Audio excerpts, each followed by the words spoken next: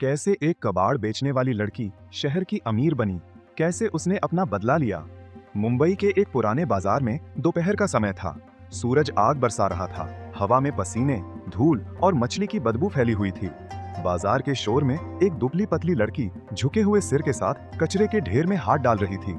उसका नाम सोनिया था। उम्र लगभग 25 साल। चेहरा धूल से सना हुआ, लेकिन आंखों में एक अनोखी चमक थी, सब्र और उम्मीद की। वो हर रोज कचरा इकट्ठा करती, लोहे के टुकड़े, प्लास्टिक की बोतलें, पुराने अखबार, और शाम को उन्हें बेचकर 200 रुपए कमाती। उन्हीं पैसों से वो अपनी माँ और बीमार भाई का पेट पालती थी। मगर ये बाजार सिर्फ शोर से नहीं, जिल्लत से भी भरा हुआ था। जब वो झुककर कचरा उठाती तो गली के आवारा लड़के ताने कसते, अरे ओ कचरे वाली रानी, खजाना ढूंढ रही है क्या।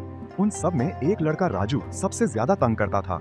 कभी पत्थर मारता, कभी पीछे से थप्पड़ लगा देता। और जब सोनिया चुप रहती तो कहता, बोलती क्यों नहीं कचरे की रानी।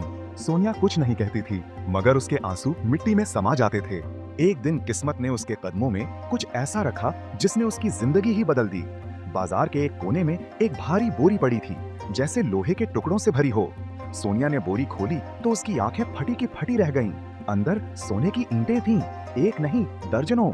उसने चारों ओर देखा, मगर कोई नहीं था। जल्दी से उसने वो ईंटें अपनी पुरानी बोरी में छिपाईं, ऊपर कचरा डाला और घर भाग गई। घर पहुंचकर जब बोरी खोली तो उसकी माँ के होश उड़ गए। बेटी, ये कहां से लाई। सोनिया बोली, अम्मा, ये मुझे कचरे में मिली है, शायद भगवान ने हम पर रहम किया है। माँ ने आंसू भरी आवाज में कहा, बेटी, ये दौलत नहीं, मुसीबत है। ऐसे सोने से कभी चैन नहीं मिलता। मगर सोनिया ने मन में सोचा, हम भूखे हैं, शायद यही हमारी किस्मत का तोहफा है। अगले दिन बाजार में हंगामा मच गया। पुलिस आ गई। खबर फैली कि एक ज्वेलरी शोरूम लूटा गया है और करोड़ों का सोना गायब है। सोनिया का दिल जोर जोर से धड़कने लगा। क्या ये वही सोना था? उसी शाम राजू ने उसे घेर लिया। ओए सोनिया, कल रात मैंने देखा तू वो बोरी लेकर भागी थी। पता है उसमें क्या था? सोना। अब आधा मेरा होगा, वरना पुलिस को बता दूंगा। सोनिया डर गई। उसने विनती की, राजू ऐसा मत कर। राजू हंसकर बोला, कल शाम तक आधा दे देना, वरना तेरे भाई को जेल भेज दूंगा। वो रात सोनिया ने जाग कर काटी। सोना सामने रखा था, मगर दिल में तूफान मचा था। माँ सो रही थी, पर उसकी आंखों से नींद गायब थी। आखिरकार उसने एक फैसला किया, वो सच का रास्ता चुनेगी। अगली सुबह वो सीधी पुलिस स्टेशन पहुंची। दरवाजे पर खड़े अफसर ने पूछा, क्या काम है? सोनिया ने कांपती आवाज में कहा, मैं चोरी का सोना वापस देना चाहती हूँ। पुलिस ने हैरानी से उसे अंदर बुलाया। सोनिया ने सब कुछ सच सच बता दिया।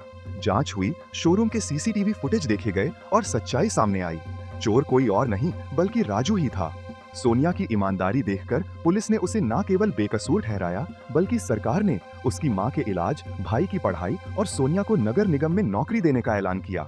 कुछ महीनों बाद वही सोनिया बाजार में दिखी, मगर इस बार उसके हाथ में कचरे की बोरी नहीं, सरकारी यूनिफॉर्म थी। वो अब साफ सफाई विभाग की अधिकारी बन चुकी थी। लोग उसे देखकर सम्मान से सिर झुका लेते थे। राजू जेल में सड़ रहा था और अब बाजार वाले कहते थे, ये है कचरे की रानी, जिसने किस्मत के सोने से नहीं, अपने ईमान से चमक हासिल की। दुनिया समझती थी वो कचरा चुनती है, पर असल में वो जिंदगी के सबक चुन रही थी। कभी कभी किस्मत तुम्हें सोना देती है, पर असली दौलत ईमान, हिम्मत और सच्चाई होती है।